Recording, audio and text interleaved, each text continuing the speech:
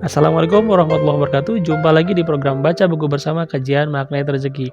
Kali ini tidak terasa sudah masuk di bab 10 dengan tema cicak dan jerapah. Nah, seperti apa cicak dan jerapah di bab 10 ini? Kita mulai saja. Bismillahirrahmanirrahim. Ya, rezeki kita memang dari Allah. Sudah Allah desain demikian agar Allah tahu siapa yang benar-benar berusaha, siapa yang benar-benar bekerja, dan Allah Subhanahu wa Ta'ala ingin melihat kesungguhan kita. Tapi kemudian, ketika kita terjatuh, Allah ingin memberikan gambaran pada kita bahwa bukan kitalah yang mampu menarik rezeki, tapi Allah Subhanahu wa Ta'ala yang memberikan rezeki kepada kita.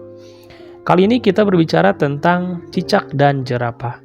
Saya sangat suka pada dua makhluk Allah ini, dan keduanya bisa menjadi pelajaran berharga untuk kita semua. Yang akan kita bahas pertama adalah cicak. Cicak setiap hari ada di dinding, ada di langit-langit rumah, dan ada di dalam rumah kita. Mudah sekali kita melihat makhluk ini. Uniknya, makanan cicak adalah hewan yang terbang, seperti nyamuk, ya. Padahal cicak tidak bisa terbang. Kita semua sudah tahu hal ini. Tapi coba pikirkan, betapa Allah Subhanahu wa Ta'ala memberikan rezeki yang unik bagi cicak. Kalaulah kita menjadi cicak, yang akan kita katakan pada Allah adalah, ya Allah, ini nggak adil, selalu gitu ya. Kenapa kok rezeki atau makanan saya dari hewan yang bisa terbang, sedangkan saya tidak diberi bekal yang cukup untuk mengejar makanan saya? Faktanya, cicak tidak mengeluh seperti itu. Cicak tidak pernah protes kepada Allah. Hewan itu hanya diam dan berusaha merayap. Dan jika datang seekor nyamuk menghampiri, seperti lagu berjudul Cicak-cicak di Dinding. Ini maknanya bagus sekali. Cicak-cicak di dinding, diam-diam merayap. Datang seekor nyamuk, hap, lalu ditangkap. Cicak berkeyakinan bahwa yang menciptakan rezeki itu bukan kita. Yang menciptakan atau memberi rezeki itu adalah Allah. Ketika datang seekor nyamuk, maka saat itulah mulut cicak terbuka. Hap, hap, hap. Itulah ilmu cicak dalam menangkap nyamuk. Dan ilmu inilah yang akan kita pelajari di bab ini. Sebelum kita sampai ke ilmu hap, hap, pernahkah Anda melihat cicak yang terjatuh dari atap rumah? Kemudian, cicak yang jatuh ke lantai, sementara nyamuknya sudah terbang. Padahal lidah cicak menjulur terus. Sedikit lagi, nyamuk itu pasti tertangkap untuk kemudian dimakannya.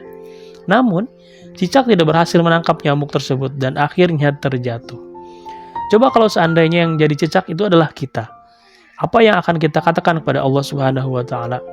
Apakah kita akan mengatakan, ya Allah, kok nggak adil, mau nyari makan, nggak tertangkap nyamuknya? Ya sudahlah, pokoknya terserah engkau, kalau aku mati terserah deh. Apakah itu yang akan kita katakan dalam doa kita kepada Allah? Sayangnya sebagian dari kita bersikap seperti itu. Rezeki kita memang dari Allah. Sudah Allah desain demikian agar Allah tahu siapa yang benar-benar berusaha, siapa yang benar-benar bekerja, dan Allah ingin melihat kesungguhan kita. Tapi kita kemudian terjatuh. Allah ingin memberikan gambaran pada hidup kita bahwa bukan kita yang mampu menarik rezeki, melainkan Allah Subhanahu wa Ta'ala yang memberikan rezeki kepada kita. Kalau Allah mau, mudah saja nyamuk itu datang kepada kita. Namun apa yang terjadi pada cicak yang terjatuh ke lantai itu? Cicak naik kembali, bersungguh-sungguh dan bersabar untuk menangkap nyamuk yang berikutnya. Semoga kita bisa mengambil hikmah dari kisah cicak ini. Kisah berikutnya adalah tentang jerapah. Saya terkaget-kaget menemukan fakta bahwa ternyata sejak lahir kaki jerapah itu panjang sekali. Kemudian bayi jerapah itu berusaha untuk berdiri, tapi oleh ibunya ditendang sampai jatuh. Kemudian si bayi jerapah kembali naik dan mencoba berdiri kembali. Tapi ditendang lagi. Dia berdiri lagi, tapi ditendang lagi oleh ibunya. Dan akhirnya dia tidak akan pernah melipatkan kakinya sampai meninggal dunia. Kesannya bagi kita yang melihat, ibu jerapah itu tega banget ya. Bayinya sampai ditendang begitu. Tetapi seperti itulah kehidupan. Allah ingin menggambarkan kehidupan jerapah, bahwa ibu jerapah itu mempunyai niat yang sangat baik untuk menjatuhkan si bayi jerapah ini. Tapi bayi jerapah ini nggak paham, kenapa saya harus terjatuh terus-menerus. Untungnya bayi jerapah punya naluri. Ketika dijatuhkan, dia tidak protes. Coba seandainya bayi jerapah itu adalah kita. Mungkin kita akan melaporkan ibu jerapah ini ke pengadilan. Mungkin saat ini kita dimarah-marah ke ibu kita. Namun, bayi jerapah tetap bersabar ketika ditendang, dijatuhkan, ia mengikuti prosesnya. Mungkin Anda yang membaca buku ini, ada yang sedang terpuruk nasibnya, ada yang sedang bermasalah dengan suaminya, dengan orang tuanya, bisnisnya, rekan-rekan kerjanya, perusahaannya, dan seterusnya. Atau ada yang mungkin uangnya diambil orang, ditipu dalam sebuah bisnis, dan seterusnya. Kalau seandainya Anda menjadi cicak dan menjadi jerapah yang dijatuhkan Allah, betapa bahagianya Allah. Seandainya Anda yang sedang terjatuh itu mengatakan kepada Allah, "Ya Allah, saya siap untuk naik lagi. Saya siap untuk bangkit lagi, belajar lagi. Seandainya engkau jatuhkan, saya siap untuk bangkit kembali. Engkau jadikan lagi, maka saya siap untuk bangkit kembali." Betapa bahagianya Allah seandainya Anda adalah orang yang seperti itu. Sebenarnya tujuan Allah menjatuhkan Anda pasti sangat mulia. Allah menjatuhkan Anda, tidak mungkin Anda terjatuh sendiri. Ketika Anda terjatuh, pasti ada sebab dari Allah Subhanahu wa Ta'ala menjatuhkan Anda. Sebabnya bermacam-macam, yang pasti ada satu hal, yaitu pola seperti jerapah.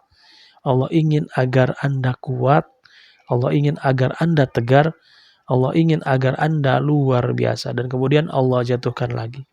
Kalau saat ini Anda sedang terjatuh, berbahagialah karena yang menjatuhkan Anda adalah Allah, bukan orang lain.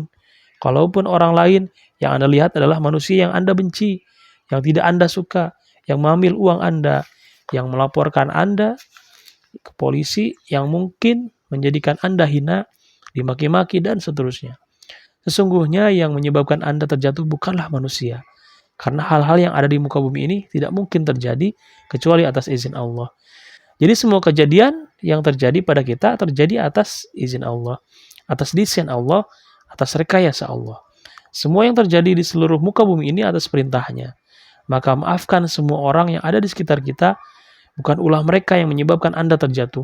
Bukan karena mereka Anda tersungkur, bukan sama sekali. Anda terjatuh karena Allah ingin melihat Anda tegar, ingin melihat Anda menemukan kesalahan-kesalahan Anda, ingin melihat Anda belajar lebih baik lagi, ingin melihat Anda menangis dan menyebut namanya, lalu bangkit kembali seperti bayi jerapah yang siap untuk berdiri. Jika Anda sekarang sedang bermasalah, tidak usah sirami diri Anda dengan jeruk nipis.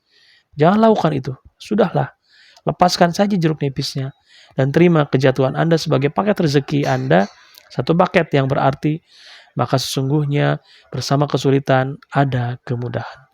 Di balik kesulitan yang sedang menimpa Anda sekarang adalah janji Allah Subhanahu wa Ta'ala yang menginginkan Anda menjadi manusia luar biasa.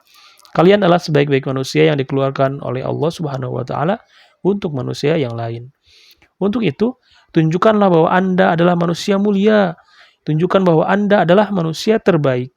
Manusia terbaik bukan berarti orang yang tidak pernah gagal, tidak pernah salah, tidak pernah berdosa. Manusia terbaik adalah ketika mereka melakukan dosa atau kesalahan, kelalaian, kekhilafan, lalu mereka bangkit dan berdiri, meminta ampun kepada Allah Subhanahu wa Ta'ala, dan siap untuk menerima babak kehidupan baru yang jauh lebih baik.